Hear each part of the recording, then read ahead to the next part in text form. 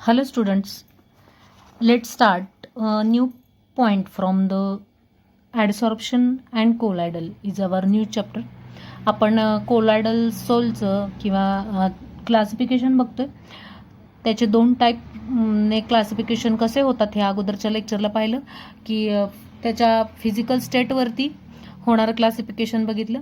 त्यानंतर dispersion medium आणि dispersed phase यांच्या इंट्रॅक्शननुसार कसं क्लासिफिकेशन होतं आहे. लायोफिलिक आणि लायोफोबिक हे दोन टाईप्सचं क्लासिफिकेशन आपण त्यातलं बघितलं.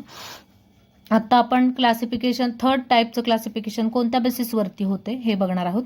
Classification on the basis of number of molecule and atoms हा पॉईंट आपण आता सुरू करतोय की हे जे क्लासिफिकेशन आहे कशावरती थर्ड टाईपचं क्लासिफिकेशन बेस्ड आहे तर मॉलिक्यूल अँड ॲटम म्हणजे त्याच्यामध्ये सहभागी असलेले मॉलिक्युल्स आणि ॲटम्स म्हणजे त्या कोलायडल सोलमध्ये किती नंबर आहेत मॉलिक्युल्सचे आणि ॲटम्सचे त्याच्यानुसार सुद्धा ह्याचं क्लासिफिकेशन केले.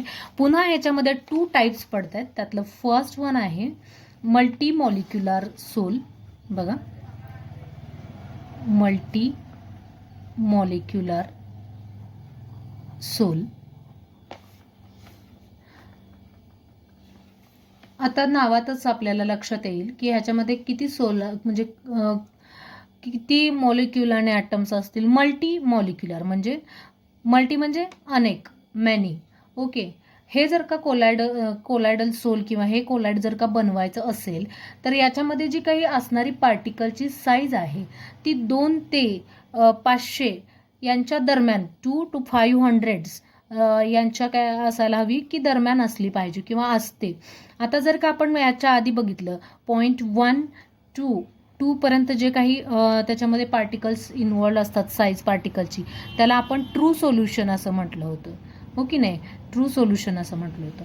आणि जर का पार्टिकलची साईज 2 to 500 नॅनोमीटर इतकी असेल तर त्याला आपण काय म्हटलं होतं, कोलायड सोल किंवा कोलायडल सोल असं म्हटलं होतं. ते माहीत असेल, मी अगोदर इन्फॉर्मेशन दिली आहे.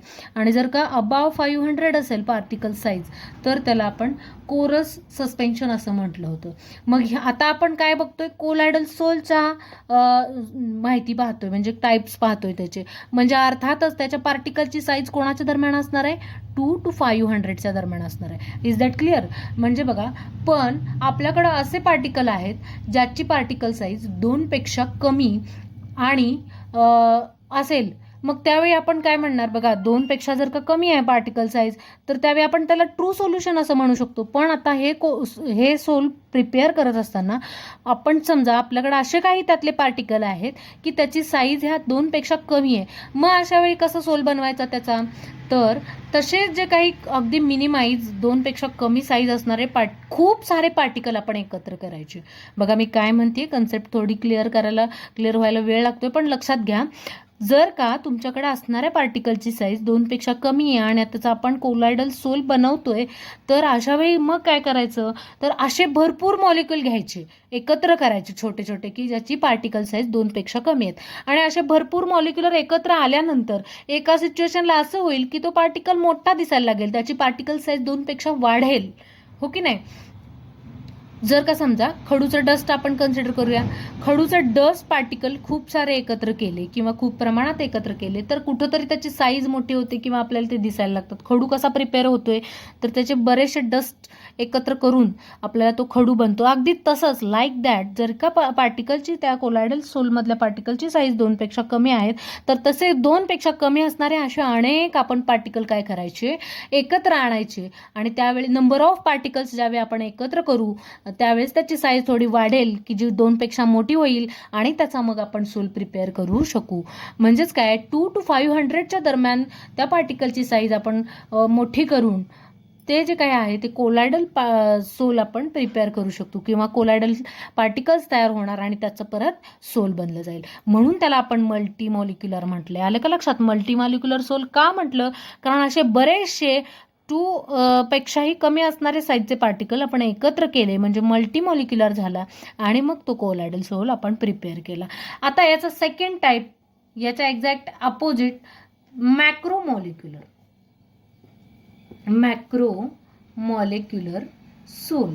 बघूया काय आहे मॅक्रोमॉलिक्यूल सोल काय आहे. बघा कशाला म्हणायचं तर मॅक्रोमॉलिक्यूल. आता बघा इथं काय केलं होतं आपण, 2 पेक्षा कमी असणारे साईजने पार्टिकल, 2 नॅनोमीटरपेक्षा साईज कमी असणारे पार्टिकल्स आपण काय केलं, एकत्र केले आणि तो मोठा केला आणि आपण त्याचं मल्टीमॉलिक्युलर करून त्याचा वापर आपण त्या सोलच्या प्रिपरेशनसाठी वापरलं. पण आता इथं काय करायचं, एकच मोठा पार्टिकल यूज करावा लागतो किंवा केलाच जातो आणि त्याचा सोल तयार केला जातो, त्याला म्हणायचं मॅक्रोमॉलिक्युलर सोल. बघा मग आपल्या शरीरामध्ये असणारं जे काही प्रोटीन आहे ते सुद्धा, प्रोटीनचं जे काही सोल आहे ते काय आहे तर protein sols are building blocks of our body. बघा प्रोटीनचं सोल काय करतं तर आपली काही बॉडी आहे ते बिल्डिंग करण्याचं काम करतं. Building blocks of our body. It is a polymeric in nature. ते कसं आहे पॉलिमॅरिक इन नेचर, आपण अगोदर पाहिलंय पॉलिमॅरिक म्हणजे काय, पॉलिमॅरिक चेन पाहिली आहे हो की नाही. तसंच प्रोटीनचं सोल काय आहे ती पॉलिमॅरिक इन नेचर आहे. मग बघा एकच प्रोटीन मॉलिक्यूल असतो, त्याची साईज ही खूप मोठी असते. हां त्याला आपण काय म्हणतो मॅक्रो मॉलिक्युलर सोल. 2 टाईप्स आले लक्षात. मग बघा जनरल प्रॉपर्टीज ऑफ कोलायडल सोल. आता हा पुढचा आणखी एक पॉइंट आपल्याला बघायचा आहे, तो म्हणजे कोणता, जनरल प्रॉपर्टीज. बघा आतापर्यंत आपण काय बघितलं तर त्या कोलायडल सोलचं किंवा कोलायड्सचं टाइप्स कसे आहेत किंवा क्लासिफिकेशन कोणत्या बेसिसवरती केलं जातं. पहिल्यांदा फिजिकल स्टेट बघितली, त्याच्यामध्ये 8 प्रकारे त्याचं क्लासिफिकेशन केलं गेलं. देन जे काही क्लासिफिकेशन आहे ते दोघांमधल्या इंटरॅक्शनवरती सुद्धा होतं, तर त्याचे लायोफिलिक आणि लायोफोबिक हे 2 टाईप होतात. आणि लास्ट वन आपण बघितलं classification on the basis of number of molecule and atom, म्हणजे त्याच्यामध्ये सहभागी असणारे मॉलिक्यूल आणि ॲटम यांच्यावरती कसं डिपेंड आहे तर ते मल्टीमॉलिक्युलर सोल आणि मॅक्रोमॉलिक्युलर सोल याच्यावरती याचं असं क्लासिफाईड केलं गेलं हे आपण बघितलं. आता जनरल प्रॉपर्टीज काय आहेत कोलायडल सोलच्या, जनरल प्रॉपर्टीज ऑफ कोलायडल सोल बघूया. ह्याच्या जनरल प्रॉपर्टी, ह्याच्यावर तुम्हाला शॉर्ट नोट विचारली जाऊ शकते, त्याच्या प्रॉपर्टीज काय आहेत आणि ते तुम्ही इझिली सांगू शकता. आधी आपण सगळं त्याचं इन डिटेल बघितलंय कोलायडल सोल म्हणजे काय बघताना, आणि त्याच ह्याच्या प्रॉपर्टीज आहेत हे आपण तुम्ही मेन्शन करू शकता. बघा फर्स्ट वन प्रॉपर्टीज आपण सांगितलंय की कोलायडल सोल हे हेट्रोजिनस इन नेचर असतं, कारण त्याच्यामध्ये 2 वेगवेगळे फेज आहेत त्या सहभागी असतात. म्हणून ह्याची एक प्रॉपर्टी होऊ शकते कोणती, दीज आर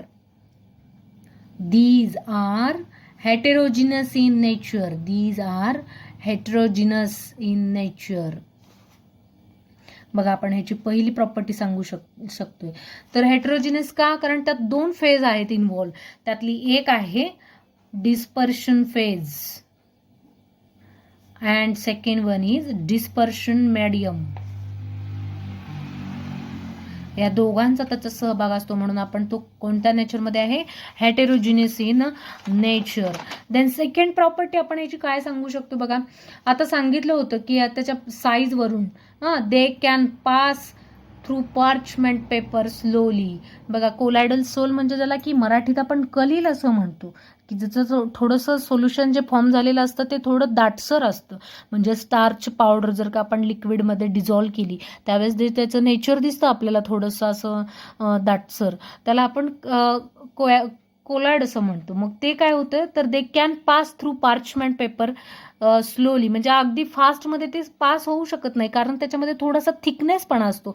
सो मग ह्याची आपण आणखी प्रॉपर्टी काय सांगू शकतो, दे can pass through parchment paper. Parchment paper म्हणजे काय मी सांगितलंय परवा, आठवत असेल तुम्हाला.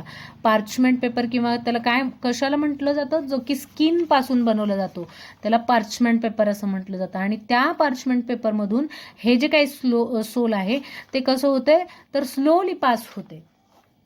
ओके बघा हेटेरोजिनस इन नेचर आहे, स्लोली पास होते कशातून, पार्चमेंट पेपरमधून. त्यानंतर थर्ड प्रॉपर्टी आपण ह्याची काय सांगितले बघा, आणि जर का हे पार्चमेंट पेपर स्किनपासून बनवलेलं आहे त्याच्यातून हे स्लोली पास होते. मात्र जर का आपण ऑर्डिनरी फिल्टर पेपर जो की तुम्ही एक्सपेरिमेंटली वापरता लॅबमध्ये, तो जर का घेतला आपला ऑर्डिनरी फिल्टर पेपर तर त्यातून पास होताना हे इझिली पास होते, कारण त्याचे जे पोर्स असतात ते थोडेसे मोठे असतात, त्यामुळे हा इझी पास होतो. आणि स्किनपासून बनवलेला बनवलेला हा पर्चमेंट पेपर असल्यामुळे त्याच्यातून पास होताना हा स्लोली होत असतो, हे पण तुम्ही सांगू शकता. ते पण लिहू शकता इथं तुम्ही की ऑर्डिनरी फिल्टर पेपर जो आपण लॅबमध्ये यूज करतो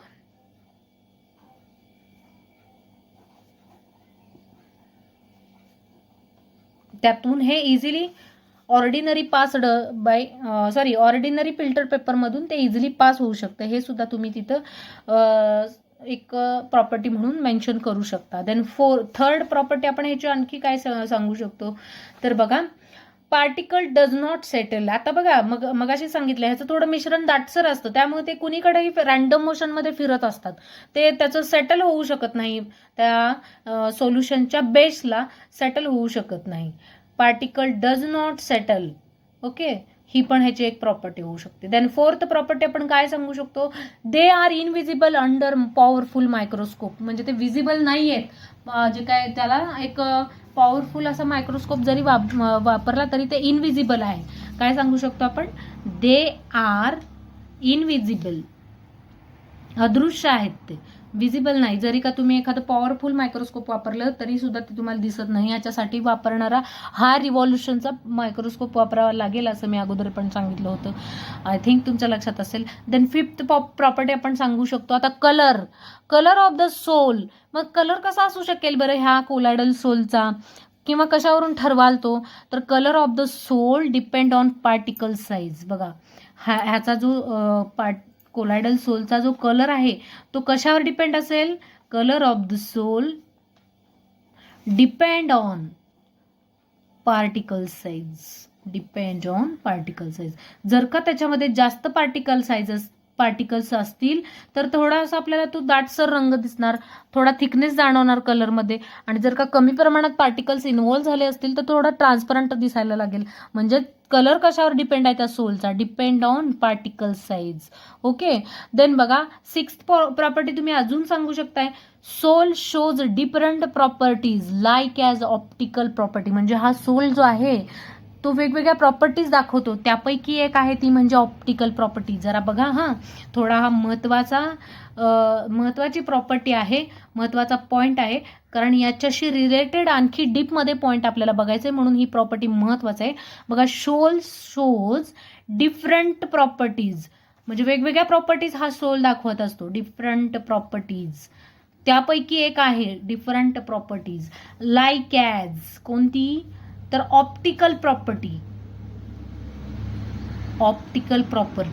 आणि ह्या ऑप्टिकल प्रॉपर्टीशी रिलेटेड आणखी एक खूप महत्वाचा ह्या टॉपिक मधला पॉइंट आपल्याला बघायचा आहे, जो की हा ऑप्टिकल प्रॉपर्टीशी रिलेटेड आहे. त्यालाच टिंडाल इफेक्ट असं म्हटलंय. टिंडाल इफेक्ट, याच्यावरती सुद्धा तुम्हाला शॉर्ट नोट विचारली जाऊ शकते. हा काय आहे टिंडाल इफेक्ट, आपल्याला ह्याच्याशी आणखी डीपमध्ये पुढे जाऊन बघायचा आहे. तो कशावर डिपेंड आहे तर स्कॅटरिंग ऑफ लाईट. म्हणजे एखादं लिक्विड या बिकरमध्ये भरून ठेवले आणि ज्यावेळी ह्याच्यावरती लाईट इफेक्ट होतोय त्यावेळेस त्याचं कसं होतंय स्कॅटरिंग, याच्यावरती डिपेंड असलेला हा टिंडाल इफेक्ट आहे. आणि तो आपल्याला नेक्स्ट लेक्चरला इन डिटेलमध्ये बघायचा आहे. तत्पूर्वी लक्षात ठेवा की एक जनरल प्रॉपर्टी आहे कोलायडल सोलची, कोणती की तो वेगवेगळ्या प्रॉपर्टीज दाखवतो, त्यापैकी एक आहे ती म्हणजे ऑप्टिकल प्रॉपर्टी. आणि नेक्स्ट आणखी एक ह्याच्याशी महत्वाची प्रॉपर्टी आपण सांगू शकतोय. बघा कोणती, काय सांगितलं तुम्हाला की बघा आपण आता बघितलं ह्याच्या वेगवेगळ्या प्रॉपर्टीज आहेत, पण आणखी तो डिफरंट प्रॉपर्टीज दाखवतो, त्यापैकी एक आहे ऑप्टिकल प्रॉपर्टी. आणि अजून कोणती प्रॉपर्टी हा दाखवतो तर सेव्हन्थ आपण प्रॉपर्टी सांगू शकतो, कोणती की it shows kinetic property. Kinetic property सुद्धा हा जो काही कोलायडल सोल आहे तो दाखवतो. कायनेटिक प्रॉपर्टीज याच्यामध्ये ब्राउनियन मोमेंट हा एक पॉइंट नवीन इन डिटेल आहे, याच्याशी रिलेटेड असणारा, जो की कायनेटिक प्रॉपर्टी संदर्भात आहे, तोही आपल्याला पाहायचा आहे. ब्राउनियन मोमेंट जो की कायनेटिक प्रॉपर्टीशी रिलेटेड आहे. देन बघा एट्थ प्रॉपर्टी आणखी एक आहे ह्याची, कोणती it shows electric property. It shows optical property दाखवतोय, कायनेटिक प्रॉपर्टी सुद्धा हा दाखवतोय, त्यानंतर इलेक्ट्रिक प्रॉपर्टी सुद्धा दाखवतोय. आणि या इलेक्ट्रिक प्रॉपर्टीमध्ये आपल्याला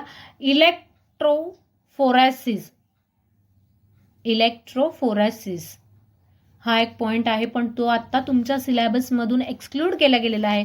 त्यामुळे याचा स्टडी आपल्याला नाही करायचा. फक्त हे जे वरच्या 2 प्रॉपर्टीज आहेत त्या बघायच्या आहेत. त्यातला खूप महत्त्वाचा आहे तो म्हणजे टिंडाल इफेक्ट. याच्यावरती 100% बऱ्याचदा क्वेश्चन विचारला गेला आहे. टिंडाल इफेक्ट म्हणजे काय? म्हणजे आजच्या लेक्चरला आपण ह्या कोलायडल सोलचं क्लासिफिकेशन लास्ट टाईपचं, जे की त्याच्यामध्ये असणाऱ्या मॉलिक्यूलवरती आणि ॲटमच्या नंबरवरती डिपेंड आहे. म्हणून मल्टी मॉलिक्युलर सोल हे पण बघितलं, हा एक टाईप पडतो. आणि मॅक्रोमॉलिक्युलर सोल हा पण एक टाईप पडतो.